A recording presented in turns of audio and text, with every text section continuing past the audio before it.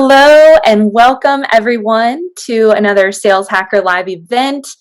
You are joining us live, which is incredible. For many of us, it's a short work week, so thank you for spending this hour with us. Before we jump into things, we're going to let some people trickle in and do some housekeeping. So if you've attended one of our events before, you know the drill. Go to the chat box. You'll see that it is automatically set to panelists. Change that to panelists and attendees so that everyone can see your messages. Tell us your name, your role, drop your LinkedIn link if you want. Let's make this super interactive. And when you have a question for the panel today, please share that with us in the Q&A. That way it doesn't get lost in the chat. And as you drop those questions, we'll pull them into the conversation as we go.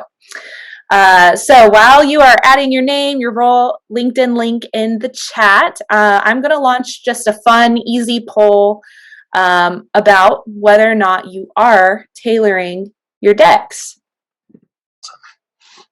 All right, so we've got that poll launched.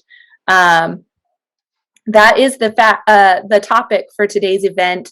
We have got an incredible panel here to talk about what personalization and tailoring looks like, exactly how to do it, and reach the right stakeholders, how to build the right discovery process, and more. So that is enough from me. I'd love to do some introductions with our fantastic panel that you came here to interact with. So then I'm going to turn it over to Matthew, who'll be facilitating today's discussion. So Carol, would you like to introduce yourself and tell us a little bit about yourself? Absolutely. First of all, thank you so much, Sam. Thank you for having us. This is amazing, and I'm seeing everyone introduce themselves in the chat, so happy to have everyone here. My name is Carol Malakasis. I am originally from Greece, and I've been in the States for the past 16 years. I've always worked in startups, so I joke and say it's all I know how to do, just building startups. So I started as a founder of my own company here in New York, manufacturing and selling a product in the CPG space. And after that company became acquired, I joined my first startup in 2013. And since then, I've been a founding member in 3 other startups that have become acquired. And for the past 2 years, I am a co-founder at a company called Ramped, where we work with early stage founders at the seed to Series A stage, teaching them how to sell. So super excited to talk about tailoring your sales deck today. It's something that a lot of people struggle with, but it's also super valuable when selling. So thank you so much for having me. That's fantastic. Thank you so much for being here, Carol. Rajiv, let's hear from you. Yeah, what's up, everybody? Rajiv Nathan, aka Raj Nation. I am a professional storyteller, and that encompasses several things, of which includes being a yoga instructor, a hip hop artist, a professional ring announcer for MMA and combat sports, and mainly being the founder and chief pitch artist of Startup Hype Man, where we help startups, scale-ups, and grown-ups not suck at how they pitch themselves. I love that. Thanks so much, Raj. Excited to have you. And Matthew, let's hear from you. Yeah, hey everyone. Thanks so much for joining us today, and thank you again for having me as well, Sam. My name is Matthew. I have been a founder throughout my life, worked on various companies at different points of time as early as college. I am the CEO of QuickCard. We are all about personalization, customization, tailoring. We live and breathe it every day. And we just love working with salespeople. Salespeople are super energetic, they're go-getters, and we're really excited to be here to kind of chat about high level these topics in sales, and then also just other related topics that might impact your revenue funnel. Awesome. Thank you, Matthew. And thank you all for being here and having this conversation. Thank you all to everyone that's joining and everyone that's attending live. We're going to go ahead and just launch the results from this first poll. And I'm going to turn it over to Matthew, and who is going to be just facilitating this conversation for us. I'm really excited. So I'd love to hear more about the topic and what is the difference between personalization and tailoring as you see it. Yeah, absolutely. So the words are used interchangeably all the time. People mix them up. But just so that we can streamline our conversation today, we're going to really separate the two. So personalization would refer to any cosmetic changes you make on your sales materials to appeal to a contact. So that might be putting on their logo, their name, your contact's title, your contact's name on the deck. Very surface level changes you would add to a sales deck. Tailoring, on the other hand, would be actually changing your story, changing your pitch, the way you frame your product, the way you talk about your problem and solution statements to fit around the business that you are selling to. So less cosmetic and more on the content storytelling side. So again, the terms are used interchangeably all the time. But just to streamline our conversation today, we will keep personalization to mean cosmetic and tailoring to mean changing content. And yeah, with that, I think we can jump right into the conversation, right, Sam? Yeah, absolutely. Cool. So let's maybe kick off with a very high level topic, which is why tailor your materials in the first place. It's convenient to use the same deck every single time, but maybe that's not advised. Carol, do you want to jump right into that? Yeah, happy to do so. So, to your point, most people, and I've done this in the past when I was selling, use sort of the same cookie cutter sales deck for all their prospects, right? And that's definitely not what you want to be doing. So, there's a phrase I like to use, which basically goes like, people don't care how much you know until they know how much you care. And that's where your prospect's mentality is, right? So on a sales deck, people don't care about your story as a founder, your story as a company, how many customers you have, how big the market you're going after is. They really don't care, right? It's a nice story to share, but people are sort of thinking, well, okay, how can you help me? How can you solve my problem? So the purpose of a sales deck is really for you to show competency, that you can solve this person's problem and explain exactly how you're able to do that. Now, what I always recommend is that, especially in a longer sales cycle, you want your sales deck to be following your qualification call or your discovery call, whatever you want to call it. A lot of people bundle them up. And it's very hard for you when you're pitching, if you have those two bundled up, to really understand where your customer is to be able to then sell them and build a picture of how you're going to help them, right? So the idea is you qualify your prospect, you realize where they are, where they want to be. In the middle, there's opportunity, and that's where your product comes in. And that's what you're going to demonstrate with your sales deck. So the way I like to start my decks is saying, okay, Matthew, when we last spoke, you communicated to me that you're currently experiencing X, Y, and Z. This is what you've tried in the past. This is where you ideally want to get. Now, let me show you how we're actually going to get you there. And that's how you want to be thinking of tailoring your deck. To your point, it's nice to have, some cosmetic personalization, their colors, their logo, but really you want to be able to communicate that I've listened to you and this is how I'm going to help you. And that's what you want to be covering on your sales deck.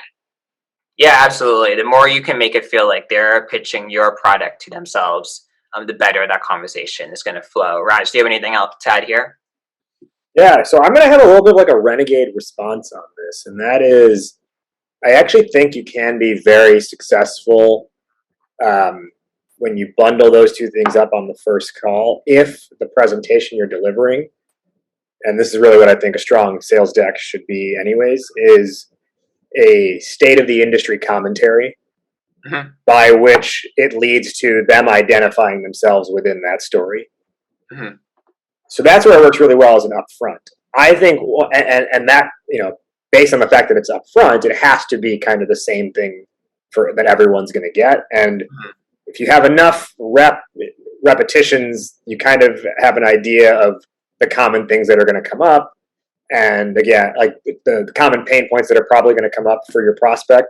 And you can kind of like almost essentially have a slide of like, here's what we frequently hear from people, and ask them to like say, hey, which one of these resonates with you?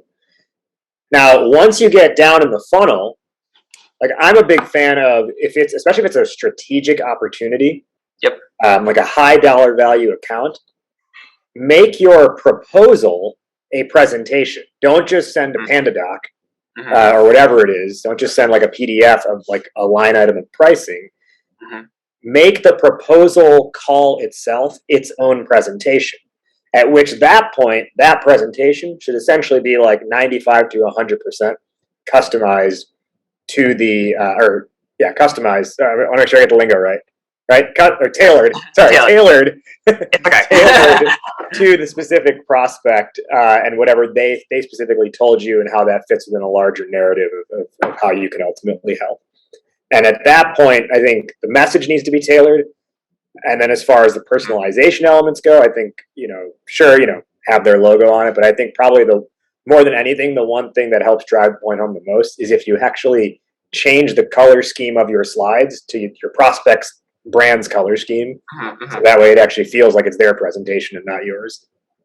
Yeah, and like to clarify on this, like we're not saying here that you shouldn't personalize your decks. Putting on your customer's logo, matching their brand color schemes, all of those are very nice nudges to push the contact in the right direction. But yeah, we tell our customers this all the time. You want to make sure your proposal doesn't look like a contract. The more it looks like a contract, the more their guard is going to be up. The more it feels like something that you see to pass to the legal department to yay and nay. What you ideally want is for them to feel like they have the right story in place. This is what we're trying to achieve next quarter. This is the product that's going to help us achieve that next quarter. And that helps them get that internal buy-in, however it would work well in their company.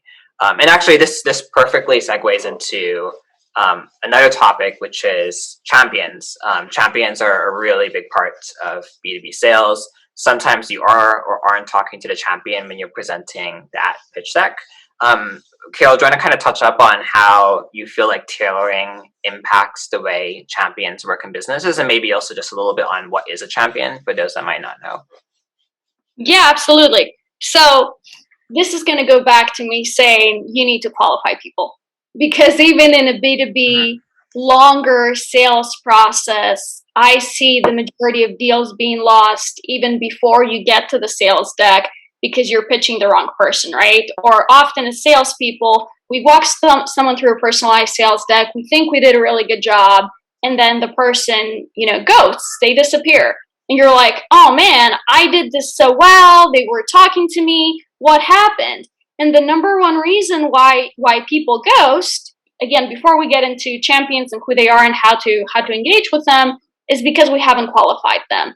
And the most common part that's missing is either A, we're not pitching the right person, we're not pitching the decision maker, or B, maybe I'm pitching Matthew and Matthew's the champion, but I'm not really understanding what does the decision-making process look like for Matthew's company, and who Matthew is going to go have to pitch and convince on my behalf for the deal to move down the sales funnel, right?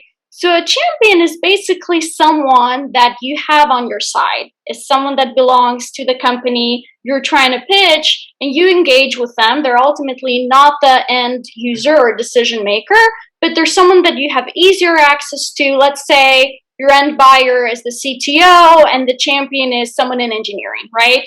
And you're trying to go through the process with them, hoping that they'll do your job for you. The thing is, especially if, again, you're not pitching the final people that will make the decision on this, you need to make sure you do two things right when pitching a champion. Number one, you need to make sure they understand what your product does and how you can help them. Because again, we may be talking. The person isn't really asking us questions. They're not engaged. We think they did a good job. They leave the call and they're like, oh, I need to think about this and take this back to my team, which means I didn't understand what you just told me, right? And the second part is, after you figure out that, yes, they do understand, they need to want this. They need to be bought in. It's very hard to expect someone to go do your job for you if they're not excited about, oh man, if I work with Matthew's company or Raj's company or Carol's company, they're really going to have an impact in my organization. If those two things aren't in place, it's very, very hard. And again, that's where the sales funnel becomes foggy and we don't really know what happened. I would say the best way to empower them is obviously the tailoring that we're talking about, but I also like to understand, okay, you need to take this to finance, right? Or you need to take this to legal. what will those departments want to see?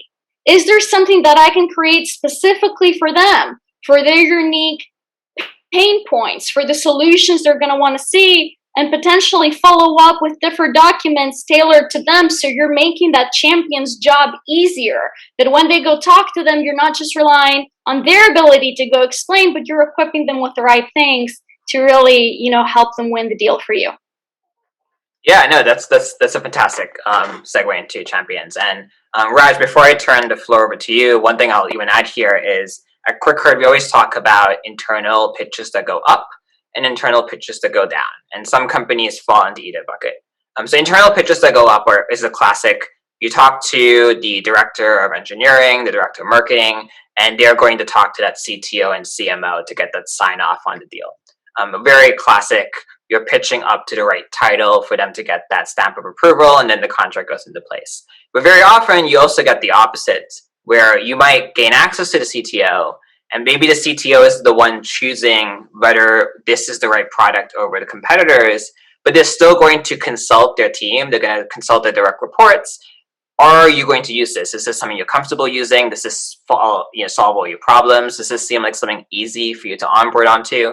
And that's where the internal sale is pitching down. And sometimes the tailoring that goes into place for the two of those is distinct, where it's less about checking boxes for the latter and more about storytelling how people are going to use this product and how they're going to be successful in this product, especially when the person you're talking to might not always be the end user.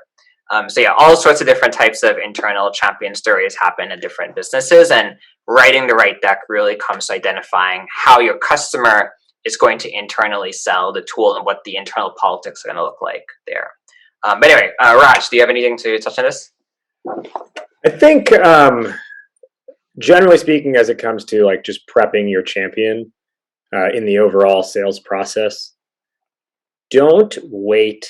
Basically, don't set up a situation where you're at the proposal stage and now the champion needs to start talking to all their internal people, because that's just so much effort on their end that probably just the fact that it takes effort and time is going to kill the deal. Even if they wanted to move forward, they're just like, oh, I can't wrangle legal and marketing and product all together, plus whatever else, plus CEO needs to sign off, right? Those are the kinds of things that'll kill your deal. So early on in your process, to Carol's point earlier about around qualification, it's not just qualification of the pain, it's qualification of the process overall, of understanding how they actually buy things. So early on, learn who else needs to be involved and work to get them involved as soon as possible. Even if it's as simple as getting your champion, and I always advise our clients to do this, write the email for them, to just have like a putting this on your radar email to the people who need to know about it later on. So that way, when it's time, it's something they're already familiar with, as opposed to the first time they're going to see it. I mean, especially when it comes with like, to say like a CFO or someone needs to give a financial approval of something. Right. I think the line that works really well is saying, does your CFO like being surprised when it comes to purchase decisions? And they're like, no, they don't. Yeah, okay, so why don't we not surprise them then, and give them a heads up that this might be coming down the pipeline. That way, again, you prep them well in advance, so when it does, and you say, hey, this might hit your desk in 2 to 3 weeks, whatever your sales timeline is, 2 to 3 weeks later, it's a reply to that email in the first place saying, here's that thing I said was going to hit your desk. Well, here it is. So now it feels familiar, and it's not a, wait, what is this? You never told me you were planning to spend all this money on this kind of software. Yeah, I know. I totally echo, especially what you said about having that email pre-written and easy for them to rephrase, paraphrase, whatever they need to do, but making it as easy as possible for them to get those internal conversations going. One thing that I talk to people about all the time is when you jump on a sales call with someone, as soon as that Zoom call ends, there's a good chance that jumping onto another call about a radically different topic, a different meeting, making a cup of coffee. It's very easy for people to get distracted with the chaos of the day-to-day. And the less activation energy you give them to put in to make this internal sale happen, the more likely it's going to happen quickly, and faster sales tend to close better, right? So You want to make sure that's as simple as possible. Let's pivot the conversation a little bit and talk about the flip side. We're kind of talking a lot about how do you train your champion to sell internally and how do you use tailoring to do that. Let's talk about the other side. How do you make sure your entire team has the right workflow, the right discovery process to tailor in the first place, or asking the right questions? And what are great ways to train sales reps to make sure that they have some consistency with the way they are working with customers, or maybe even if consistency is a good thing here or not. Carol, Raj, do you want to jump into this? Yeah. Go ahead, Raj. Sure. The side of the house that I'll speak to is messaging. Mm-hmm. Here's the thing: when you look at something like tailoring, right? Tailoring a suit, tailoring a dress, for example, there had to have been a dress or a suit in the first place to get tailored.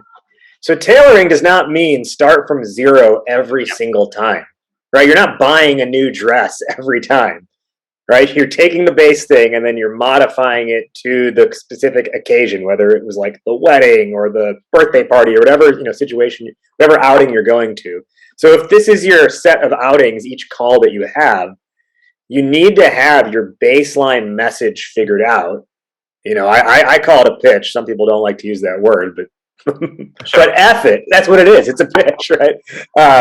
So like know what your baseline pitch is and have that be consistent across the team so they can take that and say, well, you know what, in this specific situation, I'm going to take that, I'm going to add these 2 lines to it because I know I'm speaking to this particular person who's going to have this added, concern on their mind. So that's how you create consistency, and that's how you have actually something like repeatable you can roll out across the team, as opposed to just, it's not possible to keep hiring and scaling a team if all you're going to tell them is, well, listen and just figure it out each time. Yeah, definitely. And while Cricut obviously is a platform dedicated to tailoring and it's like the pro solution here, even for people on Google Docs or on PowerPoint, you want to have some type of template, some basis of your presentation. If you start from scratch each time, sales reps are going to struggle to get those things done, get to actually happen. It's just going to be a huge undertaking, and making it very easy for people to clone documents, fill things in, if you're not using a more dedicated tool, still will go a very long way in terms of getting that internal buy-in with tailoring. Carol, do you have anything to jump in on here? I mean, I love the dress analogy because it's easy to remember, right? So I'm a big advocate, whether, again, it's a sales deck or whether it's a discovery call where you're trying to figure everything out before you decide, okay, I need to demo this person, they're a qualified opportunity at revenue for me. You need a script. So, I talk to founders every day and they're like, well, Carol says this and Mary says this and this other person says this and we all kind of have our own style and we make it work. And I'm like, you can absolutely not scale a company doing that. And I'm saying this from having, had the pleasure and the chance to be in 3 companies that have become acquired, having worked with 20 founders just in the past year and coaching sales teams every day. You cannot really scale and mostly get data for yourself to realize what's working, what's not working, if not everybody has a process that they follow. And it needs to be dialed in to the T. Now, obviously, if you're selling to different industries, different verticals, your script will change, right? To reflect those unique pain points and the value add that you're offering, etc. Or, for example, if you had the chance to really speak to someone and find out all their pain points, obviously you'll have those additional questions, but you're following a map every time and you're walking through prospects through a journey, right? You're holding their hand and you're walking them through.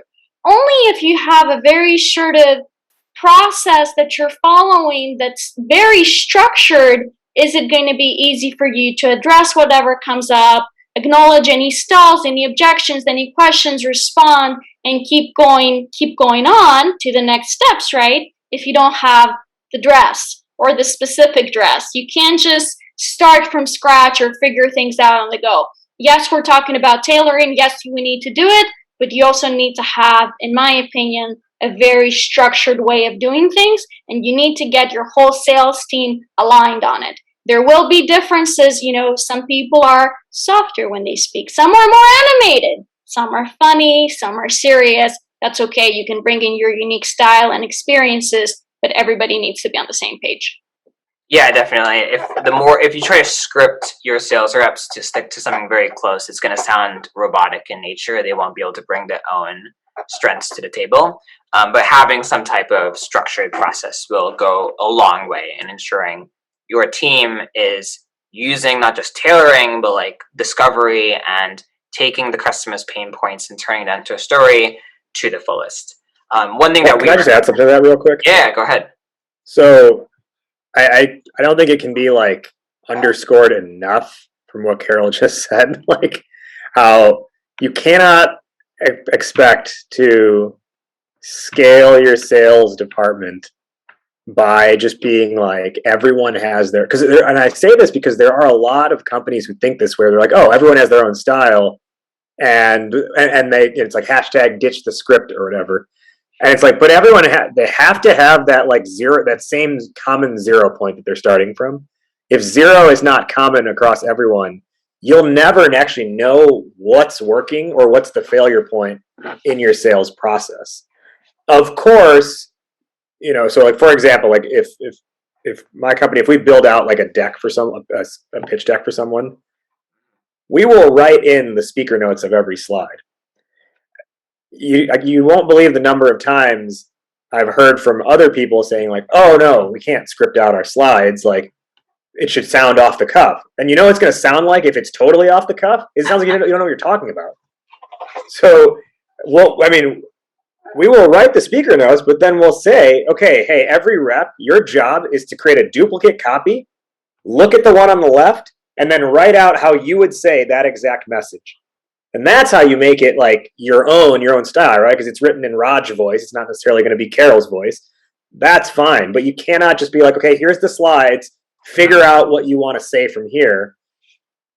And if you're of the belief they're like, well, no, that's going to be over scripted or over prepared, or no, everyone might be a little bit different, then the reality is you don't even have a sellable product if you can't find some common ground from which to work from. Yeah, and go ahead, sorry, Carol. Sorry, Matthew. We could talk about this all day, right? But the reality is that if you know your script, if you know your product, if you know your industry, and you can speak intelligently to all of these things, it's not going to sound robotic. Everybody Right. needs to be following the same path. And again, I've seen the most successful reps will have a monitor next to them with a script that they can look at, because it's very easy during a conversation with a prospect. They'll ask you questions. They'll get you off your path. And that's why I love the straight line example, because it's the fastest way to get from, point A to point Z. It's natural that those questions will come up, but the script will allow you to not only, acknowledge where they are, but most importantly, know where you left off and go back, so you make sure you're giving them all the information. Yeah. A good way to think about this is, do TV shows and movies get produced and filmed with a script, or like did Monica and Chandler just riff on all that stuff for 9 seasons on Friends? Or did they go off of a script, and when the situation called for it, they probably added in their own funny line because they're like, this will land well in the moment, right? They didn't improv Friends and Seinfeld and all that stuff for 9 seasons. They had their script, and that's what helped make the show successful. Yeah, and if your team has a fear about being overscripted, a good way to kind of find that right balance is build a process, but talk to your team every quarter, through one-on-ones, through all hands, and get feedback on what do you feel is broken, what do you feel like is jarring against your own process. And based on all that feedback, you'll be able to make changes to the entire team that other reps might also be feeling. So creating a script doesn't mean not listening to your reps, but it does mean building a process at the very least of how everyone operates. I do want to jump to a question that popped up in the Q&A, and folks, please feel free to add questions to the Q&A. We'll be tackling those through the second half of this webinar. But Isaac asked a question that when qualifying a prospect at the beginning of a demo, do you recommend going in depth of the person's overview to understand what they oversee? The title could give some indication, obviously, but that same title could relate to someone else that oversees the team. And on the flip side, relating to someone who does the same thing themselves, might also be something that you are solving for. So in other words, how much time should you spend focusing on the person's job responsibilities based on who you're talking to? Either of you want to jump into that? Yeah, I mean, it's a great question, Isaac, and I don't like to take any chances and assume anything, so I'll flat out ask them. And again, if I'm qualifying, that does not happen at my demo. It happens on my qualification call. Unless I'm in a very transactional, short sales cycle where I'm cold calling into restaurants, for example, and my cold call also serves as a qualification call, and then I schedule a follow-up for the next 48 hours where I walk them through a very simple demo. That's the only case when I do not qualify. I cannot do my job right, and I cannot give myself ammunition as a salesperson to well explain my solution and sell if I don't know. So to your point, you're saying the title could give some indication, though the title could relate to someone else, right? Like, you don't know what titles are or what responsibilities are depending on the company, and I don't want to take any chances. So I'll make sure that I understand during my qualification call what their responsibilities are, if they're the decision maker, and if they're not, what does that process look like for them as, pertaining to the title.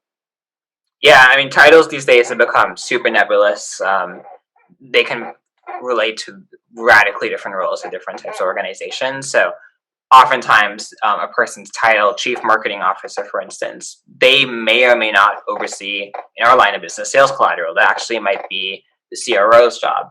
So really digging into what they oversee goes a long way. And not just that, but what are their personal objectives at the company in the next few quarters? Do they have a specific mission? Is something on their plate to be solved? Those are things you often can leverage in your personalized presentation and tailored presentation to address what specifically for them matters. Raj, do you have anything else here to jump in? Yeah, I think the only thing would be like sometimes when you're talking to more C-level people, Mm-hmm. they don't want to like fuss around with being asked the question like, what do you do as whatever, chief whatever, or director of whatever, right?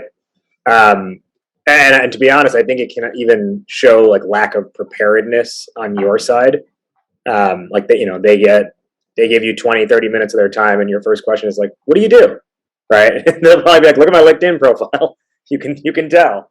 But if they're, even if they're the more like guarded type like that, or they don't have too much information that they've posted about their functions, you can ask the exact same question, what do you do, in a way that sounds a little bit more educated by saying, typically when I talk to directors of product, these are some of the things that fall under their responsibilities. Is that your case as well?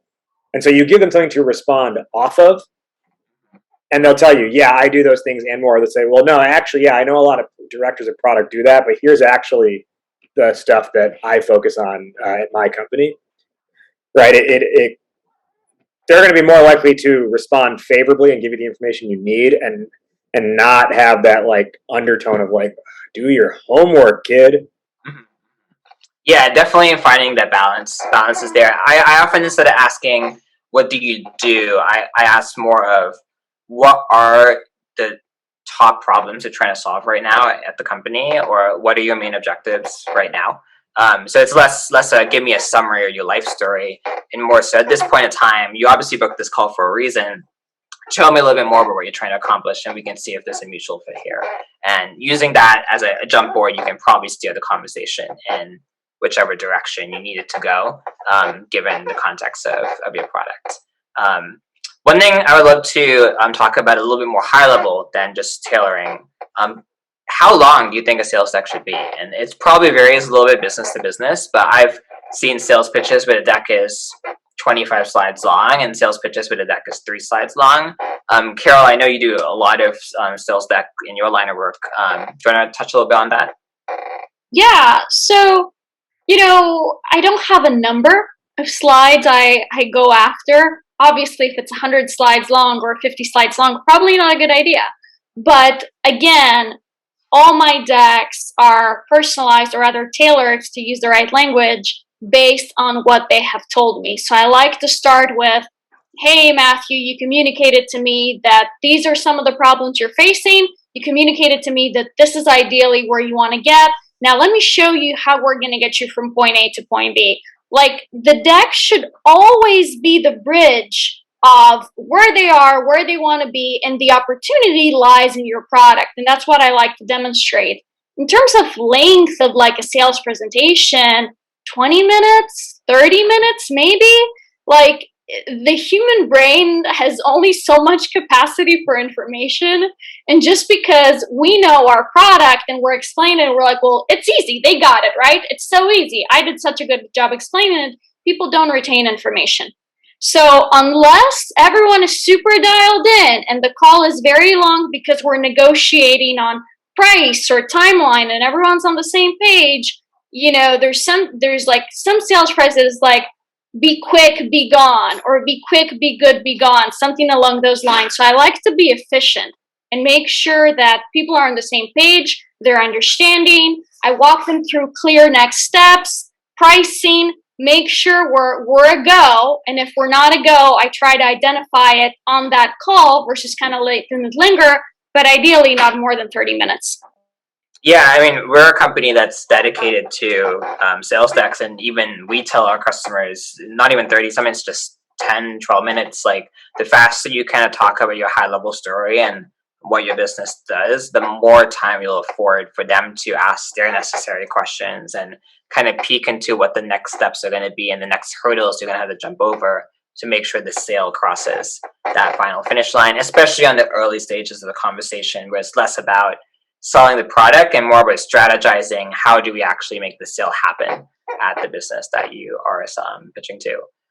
Sometimes it makes more sense also for the deck that you present to be a condensed version of the deck you send after the call, and maybe the deck you send after the call is a little bit more detailed. There's a bit more footnotes, there's a few more slides to tackle some of the topics that are in the periphery. It's still important, but didn't merit time on that first call. You don't necessarily have to send the identical deck as the one you presented to what you sent to them after the call, / any other notes you may add in the email. Raj, do you have anything to touch on here? Yeah, so the question was how long should, like how many slides, right? Yeah, an impossible question, because obviously here's the thing, right? Like that's a question a lot of people ask. I just think, like, generally speaking, I think it's like the wrong question. I'm not saying you asked the wrong question. I'm saying people have that question out there, and I think it's the wrong question generally that's out in the ether. And I also I like it like makes my skin crawl when I see people be like 5 slides or less, 10 slides or less. If it's 11 slides, you're doing it wrong. Because I'm like, yeah, if you have a really bad message, probably. But if your message is good, take as many slides as you need to deliver it in a clear, compelling, and concise way. But like, design factors into this as well, right? Like, what if you literally have one slide that's just one word in big block text? Why would that count against your why should that count against your overall slide count? I have the same issue when people talk about cold emails and they're like 5 lines or less. And I'm like, yeah, if it's a bad message, no one's going to want to read. But if it's a good message, you have more real estate that you've afforded yourself. So I'll tell you firsthand, I have built a lot of presentations that are in the realm of like, they end up being somewhere between 15 and 25 slides.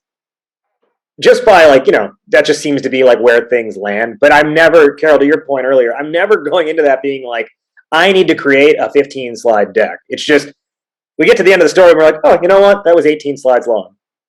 And it's carrying through a specific narrative the entire way. So it warrants all 18 slides. Each slide has a purpose to it. There's no fluff. And if there is, you finish and you're like, you know what? Let's actually cut out slide 14. It's not adding anything to the story. And it can still be, again, because not every slide, it doesn't mean 18 slides, every slide is 45 seconds long.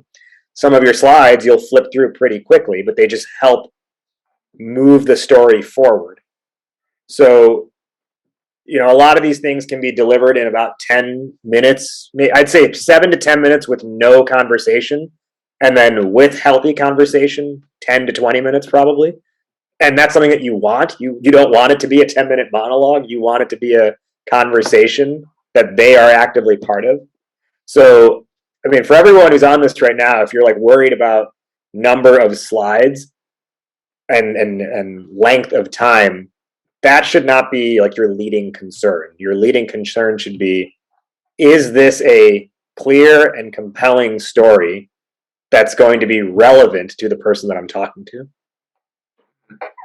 Yeah, definitely. And I'm curious actually if you agree with this, but one thing that we tell a lot of our customers, it's less about the number of slides on the presentation, but more so you ensuring that at any point of the pitch, there's not so much content overflow on a single slide that it distracts the customer between, am I listening to you or am I reading this block of text? Like a lot of slides are often like statement and like 5 bullet points, and that could really quickly distract someone from you and make the conversation murkier versus splitting those bullets into separate slides to push the conversation forward. Would you say that's a fair characterization? Yeah. Limit the amount of information per slide. And what you have to factor in here, a well-designed slide, there should be an easy like path that the eyes follow. It shouldn't be confusing as to where should I look first when you're looking at the slide. Right? So if you can figure out the path of the eyeballs, then it should be essentially one continuous or one thought that then reinforces itself, not 7 thoughts all smashed into one slide. The other thing too, just on that point, is your slide headers should help tell your story. So if you have a slide that just says problem, you have wasted real estate. The headers should provide the person, the audience, with the concluding thought you want them to have and or the way you want them to receive the information.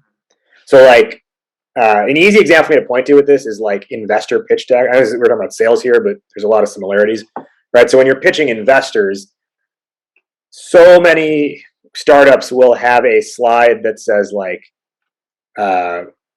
revenue or traction as the header, and that's a waste of a slide header, because the investor, when they look at that, they're going to look at that and then see the information on the slide. They're going to see a little bar chart or whatever, but they get to decide how to frame up your information.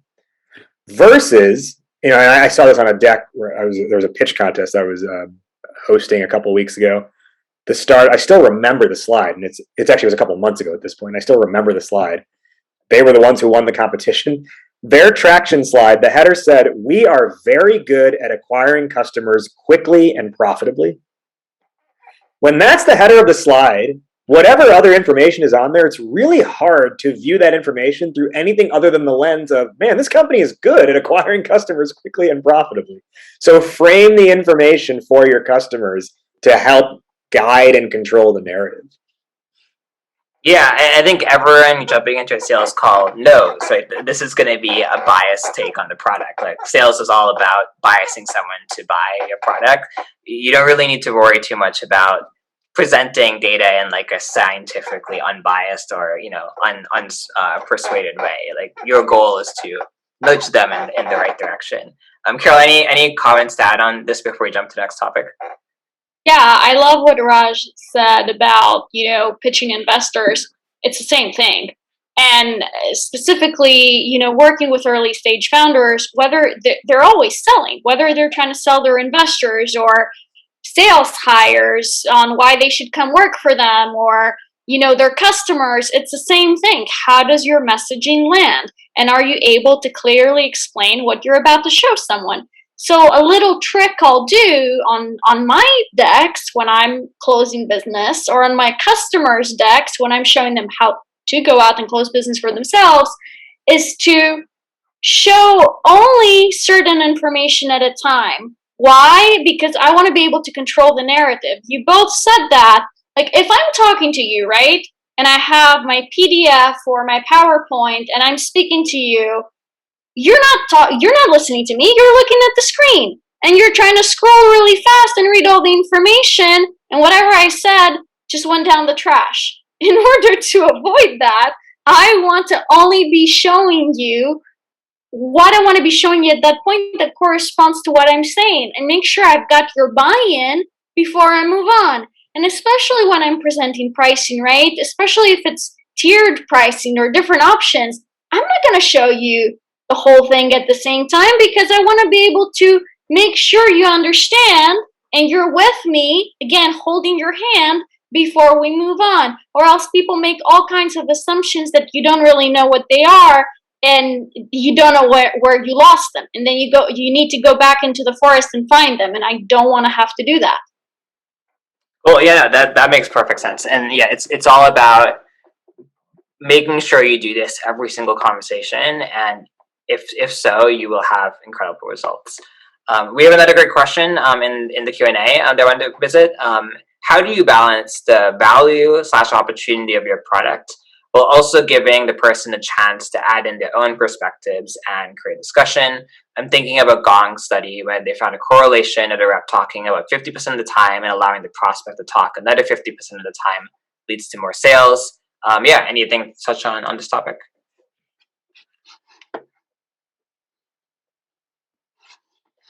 And I'm happy to repeat the question if you didn't catch that. Yeah, I've got it pulled up. I'm just reading it right now. I just want to make sure I understand it. How do you balance the value or opportunity of your product while also giving the person a chance to add in their own perspective and create discussion? Okay, let's parse this out into 3 separate questions. So let's start there. How do you balance the value opportunity of your product while also giving the person a chance to add in their own perspectives and create discussion? The value, my answer to that, the value or opportunity of your product should always be through the lens of your potential customers' pain or problem set or issues that they're having. What you have is a solution. A solution by function cannot exist without a problem first. So you've got to know what that problem is before you can convey value. And if you haven't captured that, then, maybe you just take a shot in the dark and you're like, well, here's what we typically solve. And then maybe that helps guide the conversation. But you should understand, I think the person who asked the question, you probably already know this, like understand them first, use what you learn there to shape the value proposition. Yeah, Carol, anything to add? Yeah, I think I'm looking at Isaac's last sentence. My demos typically are qualification and pitch. To me, that's just you shooting yourself on the foot and making your job so much harder, especially if it's a longer sales cycle.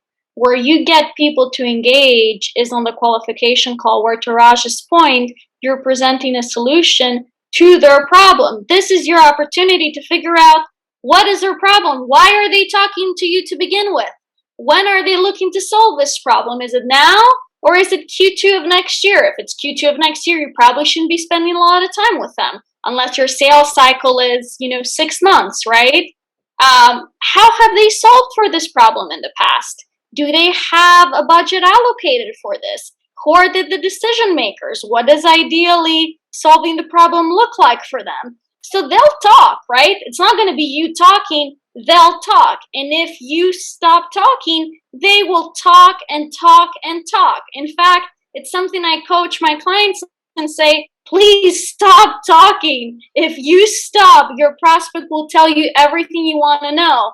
And then there's not an issue of, oh, am I talking too much? The reason they hop on a call to begin with is because if not, super interested, they're at least curious to know what your offer. So they'll tell you, hey, I'm struggling with this. Can you help me?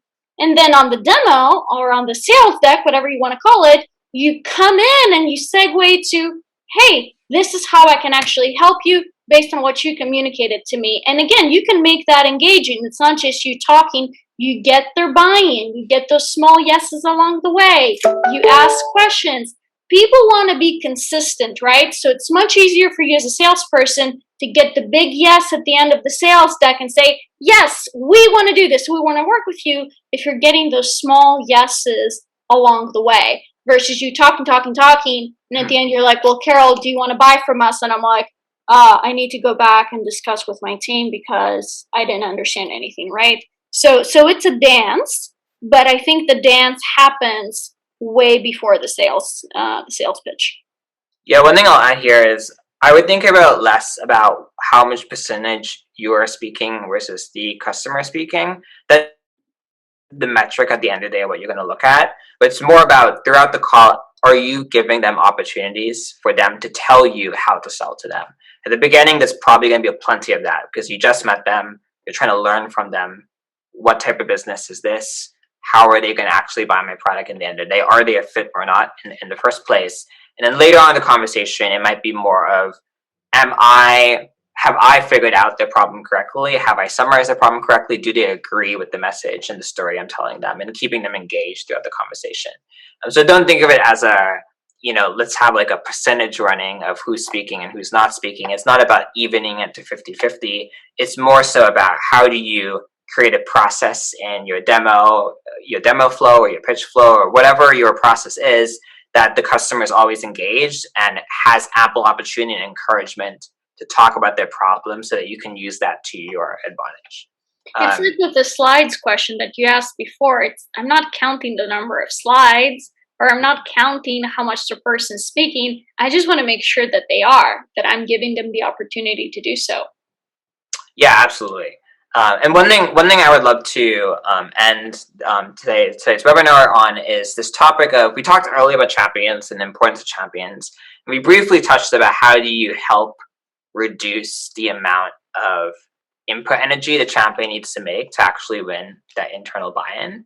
I'd love to kind of do a deep dive into that, just to kind of seal off this conversation of what is some tricks of the trade of helping the person you're talking to feel enthusiastic and feel ready and able to actually chat about your product internally and make sure that conversation doesn't get pushed, 2 months out. We've all heard that I need to chat internally and then they ghost you. What is some tricks of the trade for ensuring all that work, all that tailoring you put into your presentation actually comes to fruition? You want to jump in on that? I think, so one, give them a presentation that's easy to then present to their team. So taking into account a lot of things we said. Two, along that way, if you can record like a short Vidyard or Loom video or whatever software you use to help explain specific, like please do not pass along the 45-minute recording of your meeting. Mm-hmm. And I say that because if you're like, oh yeah, I'll send you the recording so you can share with your team, I promise you, no one is going to watch a 45-minute recording of a sales meeting that they weren't a part of. So record little, 1-2 minute summary videos that can be easily shared, that get across, whatever message you're trying to get across. And then the last thing, I think, in just helping prep them, as you think about your messaging, can you load them up with 1 or 2 analogies to make it easy to say to their person internally, you know how it's like, this works for this. It's kind of like what they do, but in this industry. Mm-hmm. Yeah, making sure they are like a mini sales rep for your company almost, and they feel ready and capable of doing that. That's definitely the trick of the trade here. Carol, anything to add on this topic? I mean, I agree 100% with Raj that no one ever is going to watch a sales presentation, a 30, 45-minute sales presentation. People don't have the time. And I also think that, if they send a champion to go have the conversation, they rely on that person's narration of the story. They're not going to watch the video. Even though we'd like them to, there's no way they're going to do it. So I think it goes back to what we said before. There's 2 things. Number 1, make sure your champion understands what you do.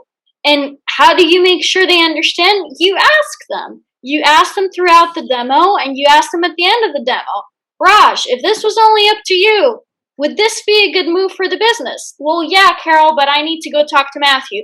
I understand you need to go talk to Matthew. Are there things that I need to include that Matthew will want to see? Are there things that I should expect will come up, right? Like, have a conversation, realize how close they are, to the finish line. And again, when you know that they need to talk to legal, they need to talk to finance, they need to talk to marketing, create personalized material to Raj's point, either like a short video or a deck speaking specifically to those other people, so you're equipping your champion to go do the best job they can, assuming they've understood A, and B, they're bought in. Because if they're not bought in, they're not going to go do your job and sell other people for you. Yeah, one thing I'll close with is getting people energetic about selling your product is hard, and sometimes you would need to kind of give them some tough love as well. And this is very on the aggressive side, and not every single product is going to jive well with the strategy. But what some of our customers do, this is a feature in Quick Card, but you could do the same with Google Slides. You ask your customer, who do you need to get buy-in from? They'll tell you, and then you would say, would you like me to share this presentation with them? And they're going to still chat with them internally. But if you share that Google slide deck or the Quick Card deck with them using your slide deck's features, at the very least, that gives them a cue that right after this call, ping so-and-so in Slack that you're going to get this deck, take a look at it, to ensure they actually look at those materials. So sometimes sending an email to that internal stakeholder might be a bit too aggressive coming directly from your email address, but just giving them access or inviting them, giving them permissions to view that sales deck is a little trick of a nudge to get those materials in front of that key stakeholder, and also ensure that your champion has a prompt to like give that stakeholder context right away because the invite is going out. Again, not going to work for every single business because it is a little bit of a gambit because you might be overstepping a little bit there, but for some people it works wonders. I do know we're coming up on an hour. We have about 3 minutes left. Any closing remarks before we wrap up? Anything also from you, Sam? Carol, I'll let you lead. I have nothing. I think that we could talk about this for days on the importance of tailoring and speaking specific to your clients. I think that, again, if you do a good job of explaining how your solution will speak specifically to their needs, you've won the game, or you've gotten so much closer versus kind of talking about your company in general, right? And just treating them as a number versus creating a personalized experience for them and their team. Cool. Raj, anything on your end? Yeah, my parting shot is probably a little bit similar to that. Regardless of the level of tailoring you do, it should always be tailoring in the direction of making your case because of their situation. Mm-hmm. Right? Like your presentation should really be like 50% or more about them, or the general issues you're seeing in the industry. Right? So your tailoring should not be to say, how do I find a way to talk more about what we do? It should be tailoring to if anything, talk less about what you do because you're better over time able to capture their situation. Yeah, definitely. We've seen all the time that a tailored deck sometimes is shorter because you're trimming away all the fat that doesn't appeal to that specific business. Any features, any sell points that don't really matter to them, get rid of them. Really just focus on what matters for them. But cool, that's a wrap for me. Anything from you, Sam, real quick? Yes, this was incredible. I took a ton of notes and y'all shared very actionable insights. So thank you so much, Matthew. Thank you, Carol. Thank you, Raj. Thank you to everyone who attended live and who asked thoughtful questions. If you want to listen back, we'll be sending the recording within 24 hours. And if you want to keep this conversation going, feel free to jump into the community on saleshacker.com. And thank you again, everyone, so much, and we'll see you next time.